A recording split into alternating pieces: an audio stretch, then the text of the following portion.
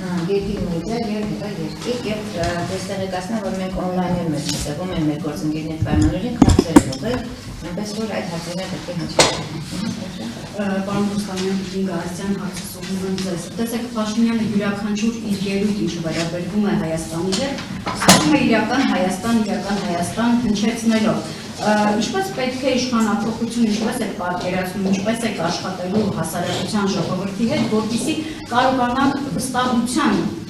եւ առողջ մթնոլորտ ձևավորելով հասկացնել հասարակությանը, ինչպես եք բերելու հրապարակ, որ իրական Հայաստանն իր տողատակերով մինչև վերջ դեռ Փաշինյանը չի ասում, իրական Հայաստանը որն է, ինչպես եք պատկերացնում, ինչպես պետք է խոսեք հասարակության հետ, որպեսզի այդ առողջ մթնոլորտ ձևավորելով, վստահություն ձևավորելով կարողանան ու հաշվի առնելով հիմնականում այն հանգամանքը, որ հրապարակում հավաքվում էին 1 ամիս, 2 ամիս, երկարատևնորից դադարներ, օգնում էին նրանց մոտ արդեն ուսանողության իրավիճակներ են ստեղծում։ Ինչպես եք պատկերացնում, ինչ աշխատանքներ են տարվել, որպեսզի հասարակությանը կարողանան հասցնել իրական Հայաստանի Փաշինյանի պատկերացումներն ու այն ինչ որ Հայաստանի սպառնում։ Մենք մեր մասով անընդհատ դրա մասին խոսում ենք, ճիշտ կլինի, որ բացի մեզնից ուրիշներն էլ խոսեն։ Պարզ տեքստերով հստակ ասեն, որ իրական Հայաստանի գոյության երաշխավորը Թուրքիան է եւ Ադրբեջանը։ Եթե մեկը դրանում կասկածում է, այդ նշանակումը լավ չի պատկերացնում ինչա կատարվում, կամ չի լսում ինչա տեղի ունենում այդ դաշտում Նիկոլ Փաշինյան, Ալիև, Էրդողան այս եռանկյունու մեջ ինչա տեղի ունենում։ Հետևեն մեր ասածները եթե չեն ընդունում, թող իրենք դրեն վերլուծեն, այս ինչի է այսպիսի հայտարարություններ կատարվում Ադրբեջանից ու Թուրքիայից, նույն բանը կրկնում է այս մարդը ստեղ։ Ամենավերջինը Մինսկի խմբի լուծարման process-ն է, չէ՞։ Մինսկի խումբը ինչ են ուզում լուծարեն, որպեսզի փակեն ընդհանրապես Արցախի հակամարտության էջը։ Արցախի էջը ընդհանրապես փակեն։ Արցախի էջը փակելով մարդկանց համոզեցին, թե փրկում ենք Հայաստանը, իրականում Հայաստանի նկատմամբ նորանոր սպառնալիքներ առաջացավ, չէ՞։ Մարդը ասում էր, տանք Արցախը, փրկենք Հայաստանը։ Ըստ էության էդ էր ասում։ Հիմա կարող այդ բառերով չի ասում, բայց եթե իր բառերը դնես, դա է դառնում, չէ՞։ Այդ հետևությունը, եթե մեկը կատարեր, չէ՞, կհասկանար, որ բան չի չփրկվեց Հայաստանը, եթե համարում էր, որ դրանով փրկվելու է։ Ոչ միայն Հայաստանը չփրկվեց, հիմա Սյունիքն է վտանգված։ Հստակ։ Հիմա Սյունիքն էլ տանք, որ փրկենք Երևանը, թե Արարատյան այս բանը դաշտավայրը։ Այսինքն լավ պարզ չի այս ամեն ինչը։ Եթե էլի ինչ որ մարդկանց համար պարզ չի, կամ իրենք այն աստիճանի են ազդված այս Նիկոլի հայտարարություններից, կամ չեն ուզում խոստովանեն, որ իրենք ժամանակին սխալ են արել, որ այս մարդուն ընտրել են, իդեպ ասեմ, այդ ձևիների քանակը հիմա շատանում է։ Շատ մարդկանց եմ յետին հարևաններից, գիտեմ,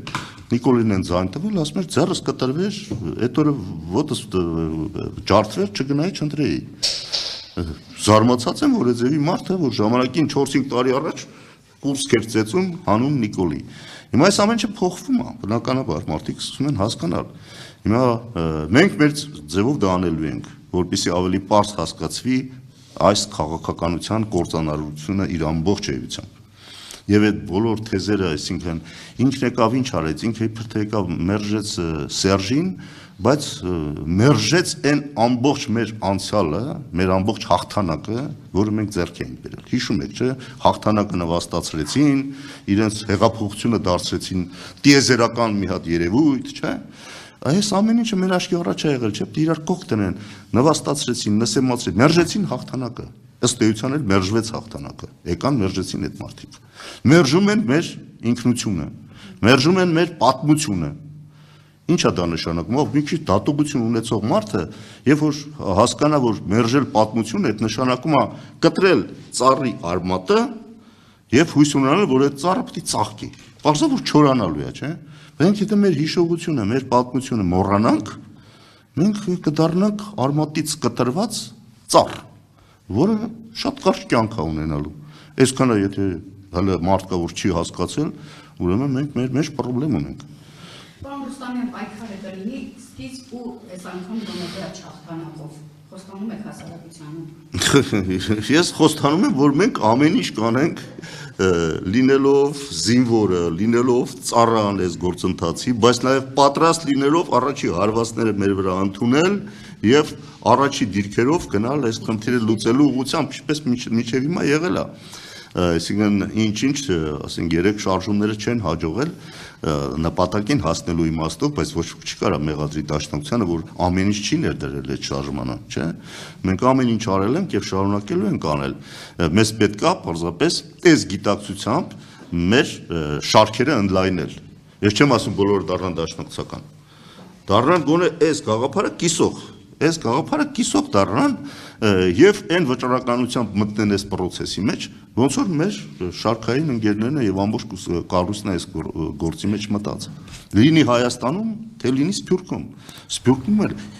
այս Սփյուռք Հայաստան իրար հետ պետք է այս գործն անել։ Բոլորը միասին պետք է մերժեն